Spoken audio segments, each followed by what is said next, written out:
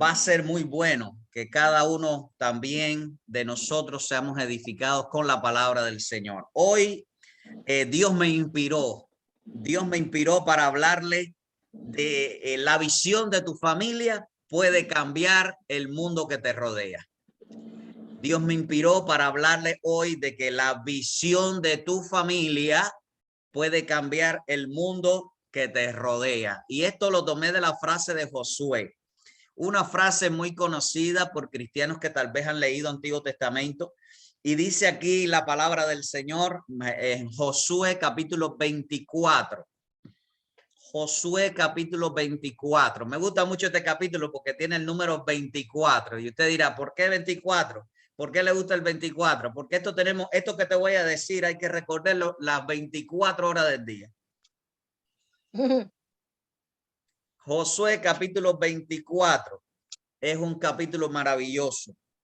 Dice aquí en el Josué capítulo 24, versos 14 y 15. Ahora pues temed a Jehová y servirle con integridad y en verdad, y quitad de entre vosotros los dioses a los cuales sirvieron vuestros padres al otro lado del río en Egipto, y servid a Jehová. Verso 15. Y si mal les parece servir a Jehová, escojan hoy a quién van a servir. Si a los dioses a quienes sirvieron vuestros padres cuando estaban al otro lado del río, o a los dioses de los amorreos en cuya tierra habitáis. Pero yo y mi casa serviremos al Señor. Yo y mi casa serviremos al Señor. De nuevo, Dios me inspiró para decirles hoy que la visión que tiene tu familia puede cambiar el mundo que te rodea. La visión que tiene tu familia puede cambiar el mundo que te rodea. Josué, en este capítulo, voy a estar usando todo el capítulo hablando de algunos versículos, del versículo 1 hasta el final, hasta el 32, pero quiero contarles esta historia maravillosa donde Dios nos da la oportunidad de ver qué sucedió para que Josué diera esa declaración: yo y mi casa serviremos a Jehová. La historia nos cuenta que Josué, sabiendo quién era la nación de Israel, sabiendo en especial quién es Dios, Josué reunió a toda la nación, y así empieza el capítulo. Reunió Josué a todas las tribus de Israel en Siquén y llamó a los ancianos de Israel, a los príncipes, a los jueces, a los oficiales, y se presentaron delante de Dios. Josué, recordamos lo que hablamos el domingo pasado, después de haber asumido la responsabilidad de parte de Dios y el llamado de Dios, ahora 24 capítulos más adelante, estamos viendo un Josué que le quiere declarar, ayudar, enseñar, recordar al pueblo lo más importante para la vida, y es servir a Dios, servir a Adonai, servir a Jehová, servir al Señor Jesucristo. Definitivamente Dios, todos estos nombres nos muestran la persona y la esencia de Dios. Así que Josué tenía esa responsabilidad, y miren cuál fue el orden en el que Josué tomó en cuenta los pasos de acción para hacer esta gran declaración. Josué reunió a toda la nación, dice el versículo 1, pero me llama la atención que desglosa en el versículo 1 diferentes líderes, tipos de líderes que había en el pueblo, categoría de líderes. Dice que reunió a los ancianos, y ese término está hablando, nos trae a la mente tal vez personas viejas, ancianos, de gente de experiencia, pero también líderes de la familia. Los ancianos de Israel eran los líderes de la familia, de las familias en Israel. También trajo los príncipes. Los príncipes están hablando que son los hijos de los que están gobernando, de los líderes en la nación también. También llamó a los jueces, que eran personas que enseñaban la ley, que juzgaban al pueblo. Si recordamos en Éxodo capítulo 18, Josué, Moisés selecciona jueces, líderes de 10 de 50, de 100 y de 1000. Y cuando Moisés delega esta responsabilidad, eran para que estos hombres pudieran enseñar al pueblo la ley de Dios y para resolver problemas entre ellos. Así que estos jueces eran personas importantes también en el liderazgo de las familias, el relacionamiento social y todas las soluciones que en el pueblo se llevaban a cabo. Pero también llamó Josué como líder de la nación, representante de Dios, ungido de Dios, llamó a los oficiales. Y aquí es muy sencillo para todos nosotros decir que los oficiales eran los militares. Así que Josué llamó a toda la élite, llamó a todos los principales, llamó en una sola palabra a los líderes de la nación para que se presentaran ante el Señor y poder conversar con ellos. Toda esta reunión lo iba a llevar para dar esa declaración, porque él sabía que la visión que él tuviera como familia iba a cambiar el mundo que le rodeaba. Así que todos estos líderes se presentaron delante del Señor. Y cuando yo analizo esta presentación de Josué en el primer versículo, yo veo que aquí Josué está llamando al liderazgo con actitud de adoración a Dios. Cuando nos reunimos delante del Señor, la primera actividad, la primera intención, nuestra disposición debe ser para adorar a Dios. Otro de los aspectos que se tiene en cuenta cuando nos reunimos, como estamos hoy también, primer día de la semana, es que respetamos a Dios. Hay personas que no respetan a Dios, por eso no le importan las reuniones de la iglesia, no le importa la acción de la iglesia, y hay personas que se llaman ser líderes que no tienen en cuenta el estar delante del Señor. Por eso Josué llama al liderazgo primero. Después, también yo creo que cuando una persona se reúne delante del Señor, lo hace con gratitud y por gratitud. Voy adelante del Señor a adorarle a Dios por respeto y también para decirle gracias. Gracias por la vida, gracias por el sustento, gracias por su misericordia, ¿verdad? Así que nos reunimos también y Josué reunió todo este liderazgo delante de Dios por gratitud.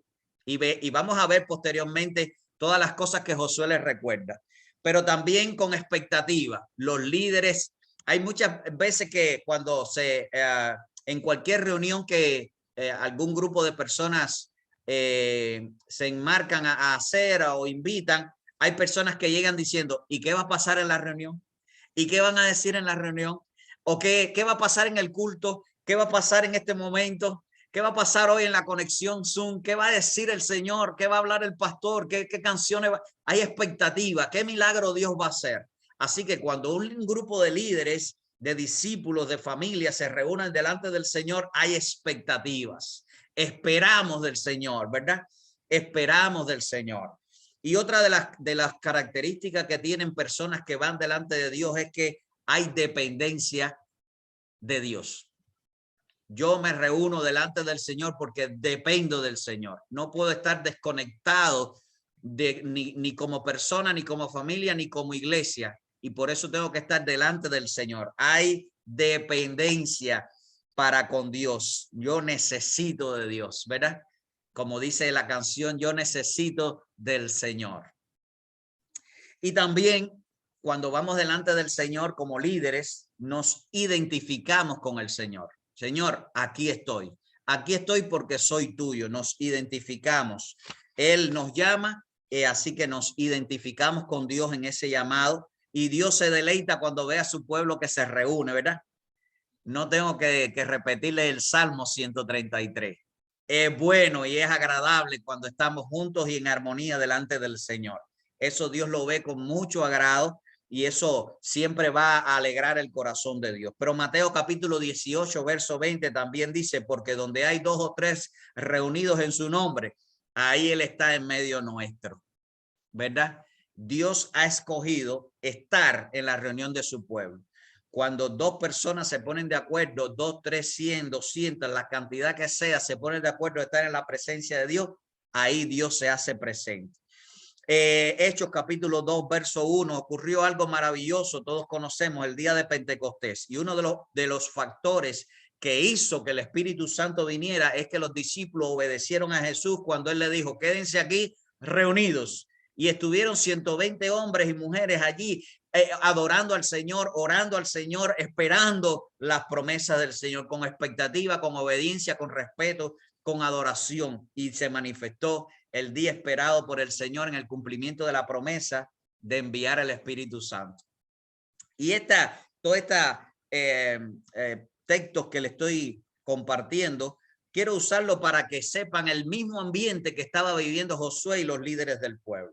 Pero para aplicarlo a nosotros en el contexto de todo el panorama bíblico, Dios siempre va a tener la misma escena frente a personas que le estemos buscando en espíritu y en verdad, porque dice que tales adoradores Él busca que le adoren. Hebreos capítulo 10, verso 25 nos da una recomendación y nos recuerda, y tenemos que usarla, y tenemos que siempre ponerla para aquellos que toman en poco la reunión, no dejando de congregarnos como algunos tienen por costumbre, sino exhortándonos unos a otros, y mucho más al ver que el día se acerca. La reunión delante de Dios, el culto, y yo les confieso, a mí no me gusta decirle servicio, el culto a Dios, que es la valoración en español de decirle vengo a adorar a Dios. El culto a Dios es cuando nosotros estamos demostrando esto es importante. Por eso Josué está llamando al liderazgo, porque la visión que tenga tu familia va a cambiar el mundo que te rodea. Los líderes somos los primeros que debemos presentarnos siempre delante del Señor. Los líderes son las personas que vamos adelante para que el pueblo siga al liderazgo y definitivamente no nos vea a nosotros como los principales, sino vea al único principal, al digno de adoración que es Dios. Amén. Así que Josué le dijo a todo el pueblo, y aquí empieza Josué, yo pienso que después de haber hablado con los líderes y haberle dicho, hoy va a haber un momento especial, y él dijo Josué a todo el pueblo, así dice Jehová, Dios de Israel. Cuando Josué está llamando al pueblo, está hablando no en su nombre, no por sus deseos, sino en el nombre del Señor. Hoy estamos aquí reunidos y les estoy hablando no por lo que yo pueda decir, yo no por mi mensaje, el mensaje de Dios. Por eso quiero usar la palabra, porque es la palabra de Dios. El mensaje mío es la palabra del Señor. Josué dijo al pueblo, y ahí empieza, yo digo, a desglosar de una manera muy sabia parte de la historia de la nación, porque algo que va a siempre cambiar nuestras vidas es saber de dónde hemos venido, saber lo que Dios ha hecho en nuestras vidas. No nos podemos olvidar de lo que Dios ha hecho. Entonces Josué usa un momento para recordarle, los padres de ustedes habitaron al otro lado del río. El término judío quiere decir los que vienen del otro lado del río. Ahora, ese lugar, lo dice ahí en los versículos 2 y 3, era allá donde vivía Abraham y su padre Taret y todas esas personas. Y ellos tenían una cultura diferente. Venían con un trasfondo espiritual terrible, malo, digo hasta diabólico, porque venían llenos de idolatría, no conocían al Dios verdadero. Algunos pueden decir, bueno, ¿y Dios por qué escogió a Abraham? Por gracia. Abraham no era bueno, Abraham no era que era especial, no tenía una aureola que pudiera decir, oh, qué bueno Abraham, Dios lo escogió. No, no, no. Dios escogió a Abraham por pura gracia y porque él tenía un plan con su vida. ¿Por qué tú escogió a ti y a mí? Por pura gracia. Y nos escogió para salvarnos, para redimirnos. Pero él les está recordando a la nación, los padres de ustedes que habitaron antiguamente al otro lado del río, esto es a Taré, a Abraham, a Nacor y que servían a sus dioses. Y esta palabra servir es importante hoy. Servían a sus dioses, eran esclavos de sus dioses, para resumir el concepto. También les recuerda verso 4, la etapa de Isaac, Jacob y Esaú.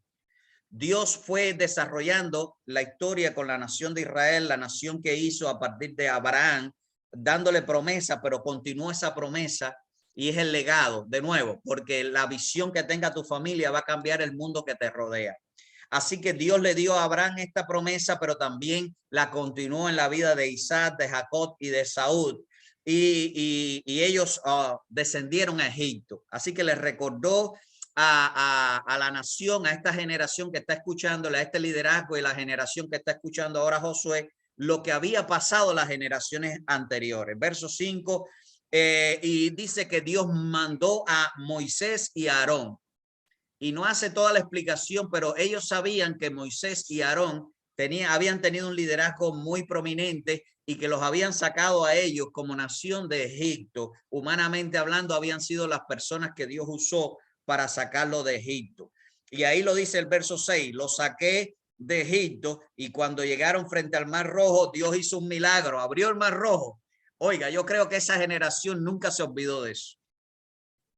Y que esa generación contaba lo del Mar Rojo, las paredes de agua, aquellas que se levantaron y que ellos pudieron pasar allí. Y ahora está Josué recordándole esto a esta generación. En el verso 8 también dice que los introdujo, les dio la tierra de los amorreos que habitan al otro lado del Jordán. Esto es la etapa de la parte ya de Josué en el liderazgo que él estaba desarrollando con la nación para conquistar la tierra. Pero me agrada mucho cuando Dios dice, yo los introduje a la tierra de los amorreos, es decir, yo se los di. Después se levantaron enemigos, verso 9, y ahí habla de los enemigos, pero Dios le dio la victoria. Dios le dio la victoria frente a los enemigos. Verso 11, y pasaste el Jordán y viniste a Jericó y derrumbaste la muralla de Jericó, pero todos sabemos lo que hemos leído y los que no lo han leído les animo que lo lean. Dios derribó los muros de Jericó y le dio victoria al pueblo. Y dice que los entregó en sus manos, verso 11. Verso 13 dice, y les di la tierra por la cual nada trabajaste, las ciudades que no edificaste y en las que ahora estás morando, y las viñas y los olivares que no plantaste y ahora estás comiendo. ¡Wow! Josué le está recordando la historia, pero llega el momento en el que está diciendo, y todo lo que ustedes tienen ahora es Dios quien se lo dio. Pudiéramos decir igual, ¿verdad? Todo lo que tenemos hoy, y yo sé que todos nosotros hemos trabajado por muchas cosas y de algún modo el sudor de la frente de muchos o la inteligencia para trabajar, las inversiones, las cosas, todo, Dios ha prosperado, pero definitivamente es Dios quien nos ha dado todas las cosas. Para esta generación de la nación de Israel, Él les está recordando que Dios le había dado todas esas cosas. Josué les declara su historia y en cada una de estas partes le declaró lo que Dios hizo con ellos y de lo que Dios estaba haciendo con ellos. Le dio la promesa a Abraham, continuó el plan con Jacob y Saúl, llamó a Moisés y a Aarón para sacarlo de la tierra de Egipto, los protegió por el camino de tantas cosas, le dio comida, le liberó, le dio agua. Wow, tremendo. Les dio la tierra prometida y ellos conquistaron las naciones de los amorreos, de los heteos, de los cereceos, todas estas parientes para darle victoria frente a los enemigos y finalmente darle la tierra, pero fue por la mano del Señor que los venció sus enemigos. En muchas ocasiones Israel luchaba contra enemigos 3 veces más grandes que ellos, pero Dios le daba la victoria porque es Dios quien da la victoria, ¿verdad? Por eso dice Zacarías, me gusta mucho este texto de Zacarías capítulo 4, verso 6. Entonces respondió y habló diciendo, esta es la palabra de Jehová a Zorobabel y dice, no es con ejército, no es con fuerza, sino con el espíritu, ha dicho Jehová de los ejércitos. Muchas de nuestras victorias no es por nuestra inteligencia, no es por los recursos, no es por el día, no es si nos levantamos con el pie derecho o con el pie izquierdo, es por el espíritu de Dios. Es por la gracia de Dios, es por la bendición de Dios. Proverbios 21:31 dice, el caballo se alista para la batalla, pero el Señor es el que da la victoria. De nuevo, podemos preparar todo, podemos alistarnos, podemos crear todas las condiciones, pero es de Dios la victoria. Es Dios quien va a dar la victoria a tu vida y a mi vida. Romanos capítulo 9, verso 16. Así que no depende el que quiere ni del que corre, sino del que Dios tenga misericordia. Definitivamente yo estoy convencido que es Dios quien da la victoria, es Dios quien tiene misericordia, es Dios quien bendice, es Dios quien da lo bueno, es Dios quien prospera, es Dios quien sana, es Dios quien libera, es Dios quien da la victoria. Josué invita imperativamente al pueblo a que tenía que hacer algo. Verso 14 dice, ahora pues, después de que ustedes escucharon todas estas cosas que les he dicho de la historia, de su historia, en el contexto histórico para ellos como nación de Israel y para nosotros aplicando los principios también, principios históricos, principios espirituales, y a mí me gusta llamarlos principios universales de Dios, porque todas las leyes naturales, biológicas, ecológicas, espirituales, todo emanan del soberano, del rey del universo, como hemos cantado ya. Pero dice el verso 14, ahora pues, temed a Jehová. La visión que tenemos como familias, y quiero que te veas tú como familia, no quiero que veas ahora toda la iglesia, la visión que tú tengas como familia va a cambiar el mundo que te rodea. Por eso Josué llama al temor de Dios, y todo el mundo sabe lo que es temor, ¿verdad? Es miedo. Algunos lo hacen un concepto espiritual correcto, que es adoración, reverencia. Otra palabra que se puede usar, ya la hemos usado cuando el liderazgo es el respeto a Dios, es respetar a Dios. Eso es temor de Dios. Uno de los pecados en la iglesia moderna es que no hay temor de Dios. Tienen a Dios como el friend, el amigo, ¿verdad? Algunos tutean tanto a Dios que Dios es como si fuera un segundo ser. No, no, no. Dios es el primero, el supremo, el rey, lo más importante, el supremo. Así que para nosotros también, verso 14, ahora, no es mañana, no es pasado mañana, no es el mes que viene, no es cuando pueda. Ahora pues, vamos a temer a Dios. Vamos a respetar a Dios. Vamos a respetar a Dios y a sus cosas. Vamos a tener miedo a Dios. ¿Y por qué miedo? Bueno, yo no quisiera irme al infierno. Yo sé que ya tengo la salvación garantizada por Cristo Jesús, pero tristemente hay muchas personas que no tienen salvación porque no tienen temor, miedo de Dios. Dios es el que tiene el control de la vida y la muerte. Por eso dice Apocalipsis que él tiene la llave del Hades. Y el Hades es el lugar de espera donde los espíritus de las personas están esperando el juicio final, y algunos tienen garantizado el juicio eterno, muerte eterna, muerte segunda, y otros tienen, como muchos que han partido en estos días cristianos, han estado y están ya en la presencia de Dios para vida eterna después del juicio y la unión del cuerpo y el espíritu en la resurrección de los muertos y en la redención del cuerpo. Hay que temer a Dios porque Él viene pronto por nosotros. Hay que temer a Dios para servirle. Y es lo que sigue Josué diciéndole al pueblo. Temed a Dios, vamos a respetarlo y vamos a servirle con integridad y en verdad. Porque la visión que tú tengas con tu familia va a cambiar el mundo que te rodea. Servirle con integridad y en verdad. Y la integridad es servirle completo. No es cuando tenga tiempo, no es cuando pueda. Dios no es plato de segunda mesa. Dios es primero que todo. Buscar primeramente el reino de Dios y su justicia, todas las cosas vendrán por añadidura. Otra de las indicaciones, la segunda que da Josué al pueblo es: quiten de entre ustedes los dioses los cuales ustedes sirvieron, es decir, sirvieron sus padres al otro lado del río. Eso es allá en la tierra de Taret, Abraham y toda su parentela, que eran los babilónicos después, pero que fueron los de toda la parentela de Nimrod y toda esa gente. Y también quiten los dioses que aprendieron a adorar allí en Egipto. Y yo veo esto en dos categorías, dos maneras. Los dos legados que recibió la nación de Israel, que tenían en su ADN, en su cultura, era que eran esclavos de los ídolos de Ur de los caldeos. Ahí estaba Baal, todas las deidades y todas las cosas de los caldeos que ellos transportaron venía en su ADN allí, por eso hubo idolatría en algunos momentos que se manifestaba en el pueblo de Israel, pero también esto se incrementó cuando fueron esclavos en Egipto. Y fueron esclavos del tiempo porque ellos tuvieron que trabajar para los egipcios.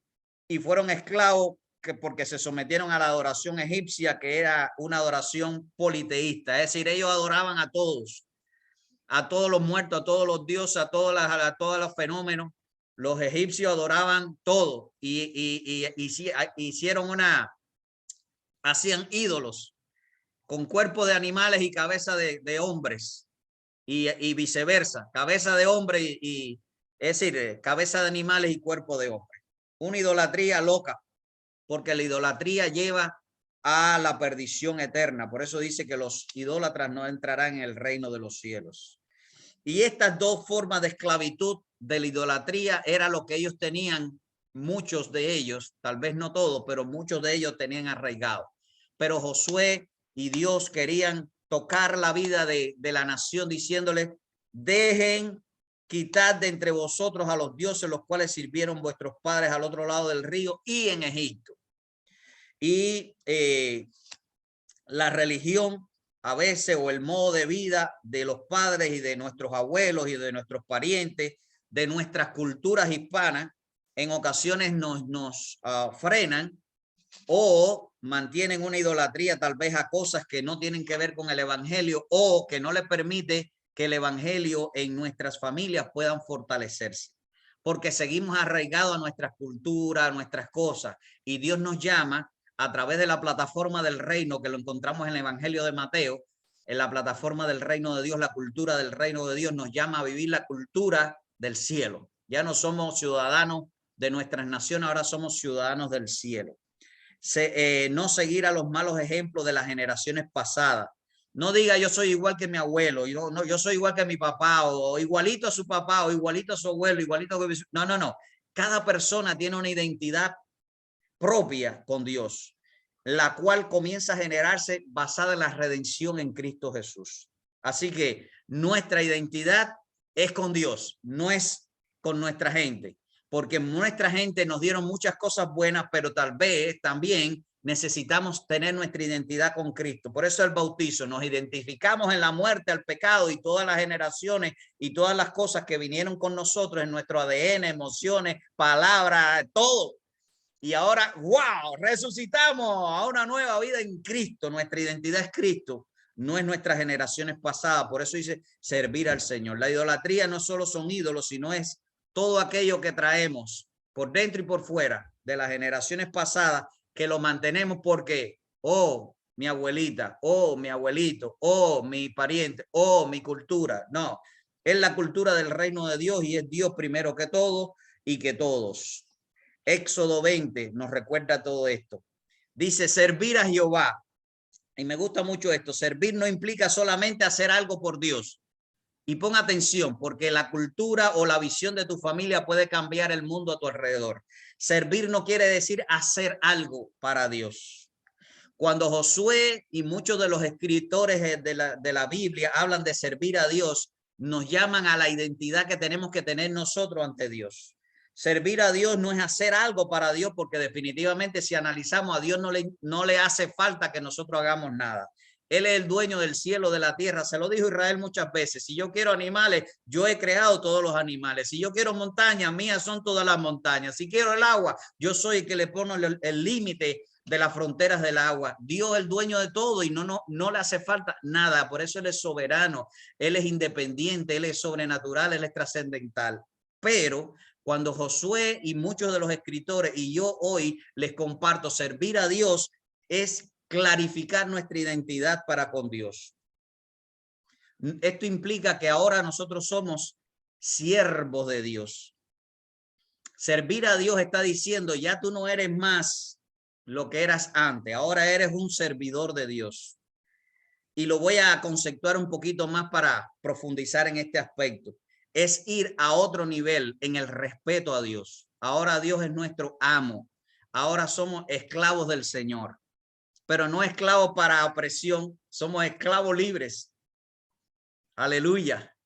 Ya no somos esclavos de lo espiritual, del pecado, de la maldad. Ahora somos esclavos libres sirviendo al Señor. Por eso el Señor nos hace un llamado, servir al Señor, servir al Señor. Y esto va a ayudarnos y a concentrarnos en quiénes somos. ¿Quiénes somos? Esclavos del Señor. Yo sirvo a Dios. Por eso dice Mateo capítulo 4, verso 10. Entonces Jesús le dijo, vete, Satanás, porque escrito está, al Señor tu Dios adorarás. La adoración es obediencia. Y a él solo servirás. Santiago capítulo 4, verso 15 dice, en lugar de decir así, así, así, tienes que decir, si el Señor quiere, viviremos y haremos esto o aquello. Nuestra vida como esclavo ya no depende de nosotros ni de nuestras decisiones. Tenemos que contar con el jefe. Tenemos que contar con el Señor. Tenemos que contar con el Rey. Por eso dice Mateo capítulo 6, verso 33, mas buscad primeramente el reino de Dios y su justicia. Todas las demás cosas vendrán por añadidura. Hechos capítulo 5, verso 29 nos lleva aquí al extremo donde estaban frente a los magistrados y Pedro respondió y los apóstoles dijeron, es necesario obedecer a Dios primero que antes que a los hombres. Muchas veces nosotros hoy tenemos que decirle a los hombres, no puedo hacerlo porque Dios dice que no lo puedo hacer. No puedo hacer esto ahora porque ahora tengo que hacer esto para Dios. Nosotros tenemos que valorar el servir a Dios como nuestra identidad. Sirvo a Dios donde quiera que esté, sea el trabajo que estemos, vivamos lo que vivamos, tengamos la responsabilidad que tengamos. Primero que todo, somos siervos de Dios. Opciones reales. Dice aquí en el bosquejo que Josué le está dando al pueblo, les da la opción. Y es el verso que hemos usado para comenzar esta historia. Si más les parece servir al Señor, escojan hoy a quién van, de quién van a ser esclavos, a quién van a servir. Si a los dioses del pasado de sus padres cuando estuvieron al otro lado del río, o a los dioses de los amorreos en los cuales ustedes viven ahora. Aplicándolo a nosotros, nosotros traemos una cultura, todas nuestras familias tienen una cultura impresa en nuestro ADN. Y no puedo hablar de eso, pero nuestro ADN tiene información de las vivencias de nuestros ancestros, que nosotros determinamos cambiar solo por la redención en Cristo y por las decisiones de obediencia a la palabra del Señor. Pero ahora también dice que nosotros estamos en nuevas culturas, en nuevas tierras como estaban ellos. Y nosotros debemos determinar o servimos a nuestros ancestros y sus culturas, o servimos a la gente que está ahora alrededor de nosotros. Y aquí está la visión de Josué y la gran declaración que es la que yo quiero que te lleve hoy. Y yo sé que muchos la van a recordar siempre. Pero yo y mi casa somos esclavos del Señor. Yo y mi casa somos propiedad de Adonai, del Shaddai, de Jehová, de Jesucristo. Yo y mi casa tenemos en primer lugar al Señor. En estos tiempos tenemos que decir, yo y mi casa sirvo al Señor. No, que hay que hacer esto. No, no, yo y mi casa servimos al Señor Jesucristo. La visión familiar comienza con el líder. Por eso el diablo se ha dedicado a desvirtuar los conceptos de liderazgo de la familia y por eso hay tanta discusión y tanta inversión, tanto de organizaciones no gubernamentales como de gobierno, tratando de desvirtuar los conceptos del origen de la familia en el Señor. Querramos o no querramos, podamos o no podamos, cambiemos o quieran cambiar algunos, el hombre es la cabeza de la familia porque Dios lo estableció así, le dio esa responsabilidad, no porque era mejor, porque yo creo que la mujer tiene una mente tan prodigiosa más que la de los hombres, pero Dios puso al hombre como responsable y a la mujer para ayudarle como ayuda idónea, porque el hombre es el representante de Dios en la familia. Y el diablo ha querido desvirtuar esto porque la visión del líder va a mover la familia y la visión de la familia va a mover el mundo que le rodea. La respuesta del pueblo se las dejo de tarea, versos del 16 hasta el 18. Y tal vez también tienen en esa respuesta, advertencia de Josué en el verso 19 y 20. Josué le dice, bueno, si ustedes van a hacer eso que han dicho, es importante que sepan que ustedes están haciendo pacto delante del Señor. Verso 22 le dice Josué, ustedes son testigos contra vosotros mismos de que habéis elegido a Jehová para servirle. Y ellos respondieron, testigos somos, nos ponemos delante del Señor. Y le dio también pasos de acción, que se los dejo de tarea. Versos 23 hasta el 28, envió Josué al pueblo, cada uno a su posesión, porque después de aquella reunión no era habérselo dicho a Josué, sino era vivirlo todos los días. Yo creo firmemente que la visión que Dios ha dado a tu familia puede cambiar el rumbo del mundo que te rodea. En tu trabajo, en tu barrio, el mundo que te rodea va a cambiar por el efecto de la visión suya y de su familia. Si usted está escuchando la voz de Dios hoy, si usted ha escuchado el susurro de Dios hablándole a su vida y usted cree que la visión de su familia puede cambiar el rumbo del mundo que te rodea, puede decir amén. Puede decir amén ahí dentro de usted, puede decir amén fuerte, como usted quiera. Pero usted puede estar declarando, sí, yo creo que mi familia y la visión de mi familia puede cambiar el rumbo del mundo que me rodea.